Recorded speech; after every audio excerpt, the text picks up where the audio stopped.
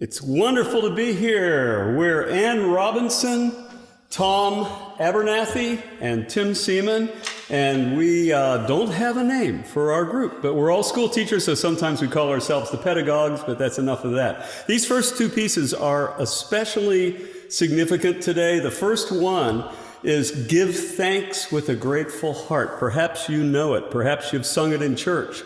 Perhaps you've sung it in a foreign language in church. Or in another language somewhere in the world in church, because it's everywhere. And the fact of the origin of that song, Give Thanks with a Grateful Heart, is that it was written in my presence by my roommate, Henry Smith, in our apartment here in Williamsburg, Virginia in 1978. And my fiance and I asked him and his fiance to sing it in our wedding. And the first public performance was in our wedding at this very spot. Before they renovated the church, rebuilt it, the pulpit was here and the singers were here. And I realized as I was playing today, this is where Henry and Cindy sang it, and Steve Goad, I think, too, with them. So this is the spot where Give Thanks with a Grateful Heart started. I had to tell you that. Wonderful story. The next songs we're going to do, the two we're going to do, is a medley. The first is a traditional Irish tune, Cold Winter's Day. And the second one is one of my favorites, Come Before Winter, which was written by Jim Taylor, the late Jim Taylor, a hammer dulcimer player from North Carolina.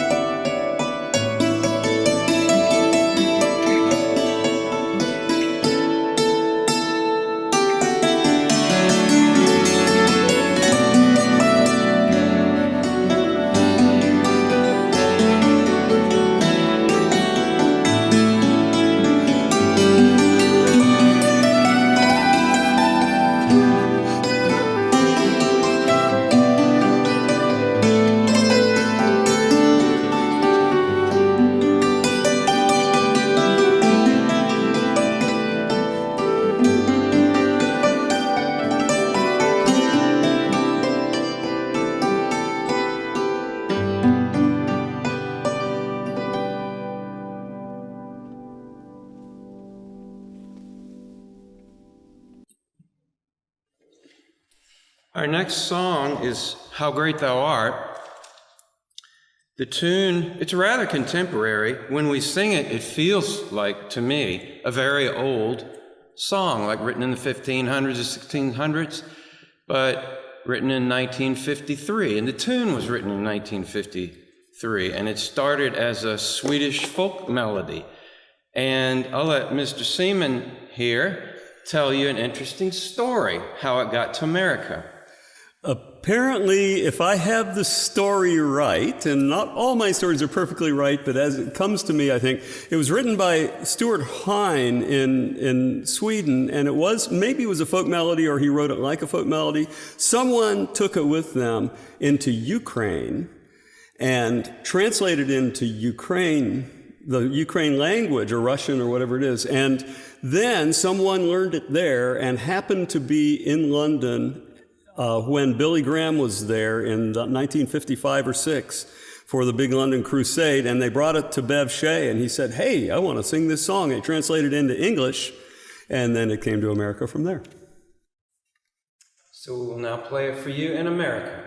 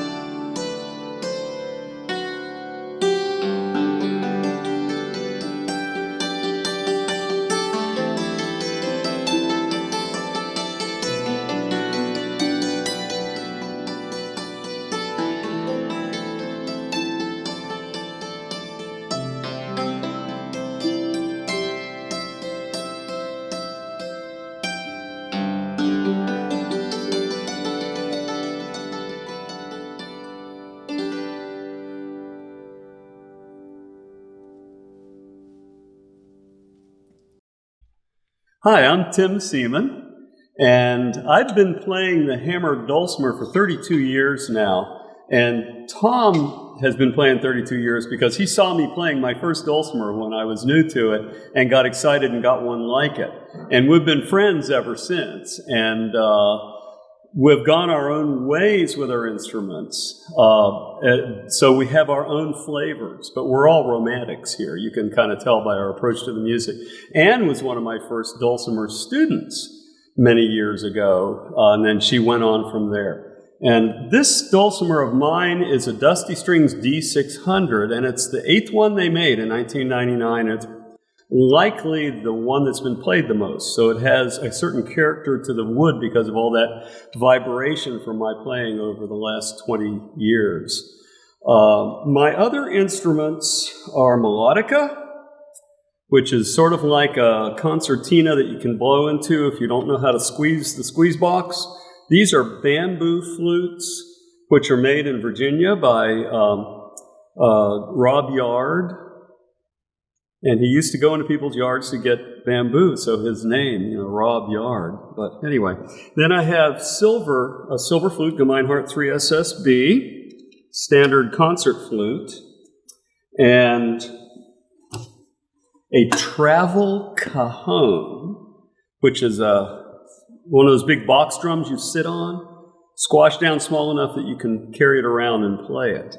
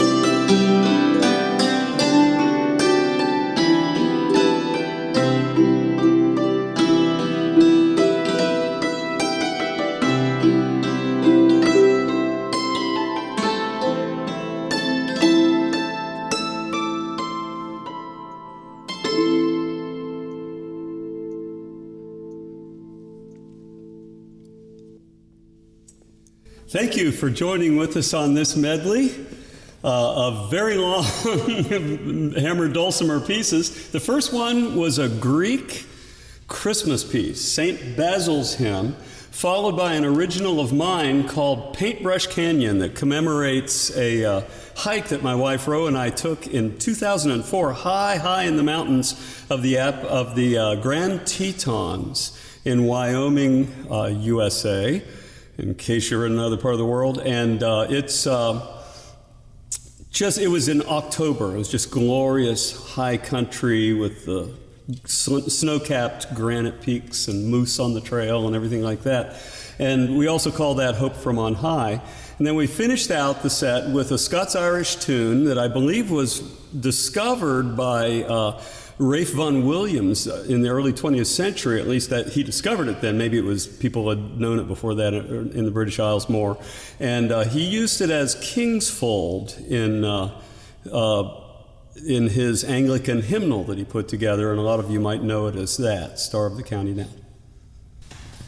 So the next song we're going to do is an Irish folk ballad, and we're not sure from reading some of the hymn book notes when it was written, but the words were written in 1905 and some harmony was written to it in 1927. So this is Be Thou My Vision.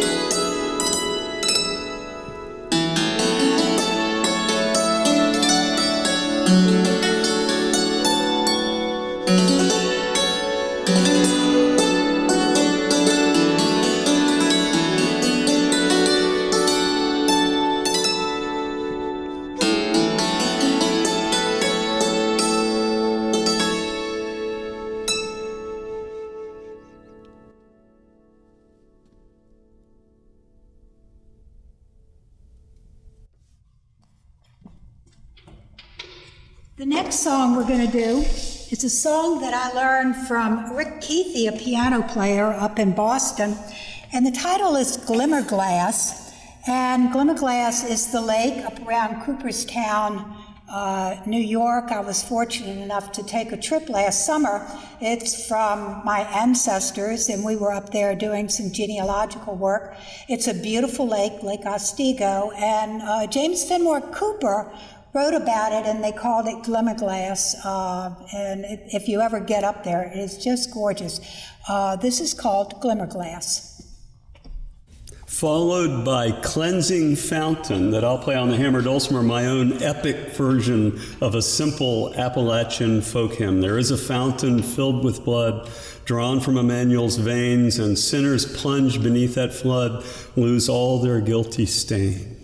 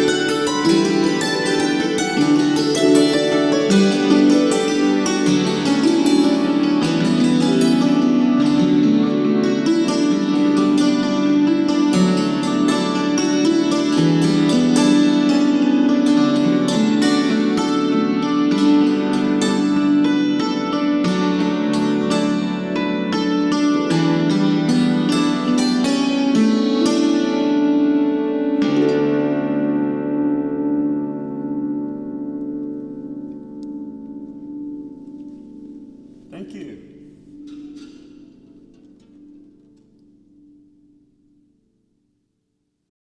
Hi, my name is Ann Robinson. I'm from Newport News, Virginia. I am playing a 36-string dusty harp built in Seattle. It is a lever harp, and you will notice during the concert that very often I am raising or lowering my levers, and that sharpens the notes when I need to. A little bit different from a pedal harp. This pedal harp in the symphony, they can both raise, lower, and go sharp and flat. I can only make mine sharp because I'm raising the levers that way. I'm also playing a bass bowed dulcimer. It is in the mountain dulcimer community, but it's a mountain dulcimer and it has a sound post in it. So it really is more like a viola da gamba. It was built in Pilot Mountain by Ken Bloom. And I'm also playing a Masterworks Dulce Forte hammer dulcimer. Hi, I'm Tom Abernethy, Thomas Abernethy when you talk about us on a poster, because Tim goes by Timothy, so I go by Thomas. But my high school friends call me Tommy. So anyway, I play an FH26 walnut wood, solid wood lever harp, only I don't use my levers a lot like Ann. They're just for pretty. No, I'm kidding. I have used them. So I play this, not so much as the dulcimer, but I like this. Then I have a Husson Dalton guitar. This is an OM model. These are handmade in Stanton, Virginia, and I love this guitar. It sounds so good, and it's small. And then I got this in about 2001, I think it was. This is a Nicholas Blanton Forte dulcimer with mahogany back and redwood top and its explosive sound. And the neat thing is all the different hammers make it sound different. Nick made me this pair, Nick made me this pair. I bought this pair from Tim Seaman right here. They're pretty. And then this pair, whenever you play somewhere, children love to come up and see what you've been hitting on. And so a friend made me these with heavy leather so the kids wouldn't hurt the wood. So I've been playing dulcimer, a long time. 35 years, I guess. That's a guess. Thank you. To start off our next set, we've got a song. I won't tell you the name yet. There's a little story behind it. There's two stories behind it. I like to think that this song's written about our river in Virginia. But there's a legend that fur trappers would go down the Missouri River, and they got in touch with this Indian chief named Algonquin.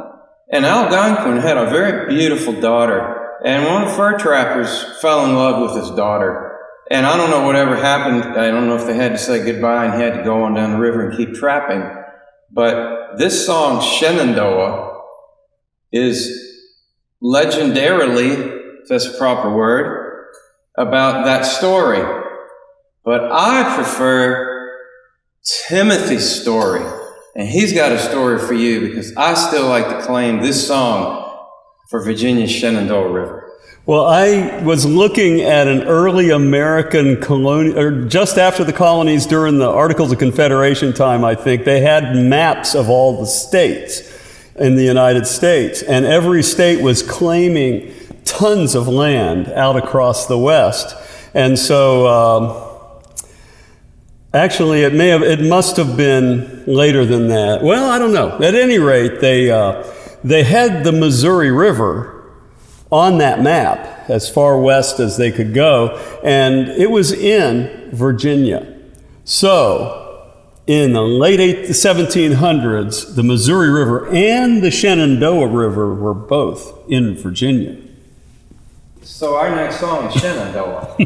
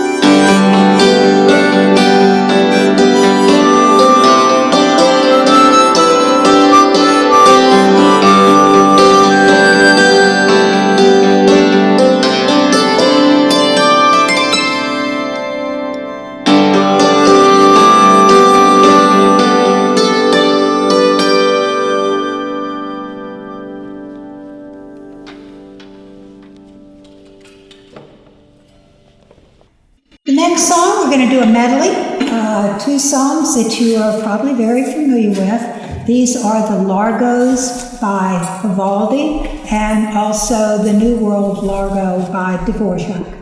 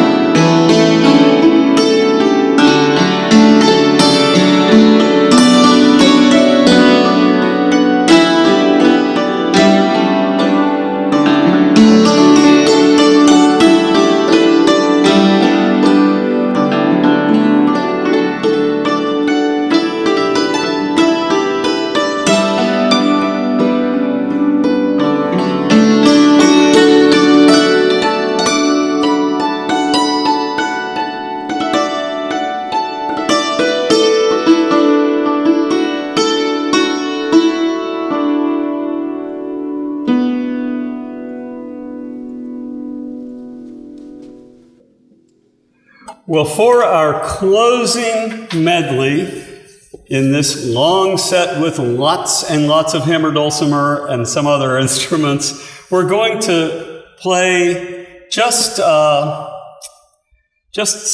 of our favorites once again. One of Tom's favorites, Josephine's Dupfalls, and then an original of mine called Treasured Hope.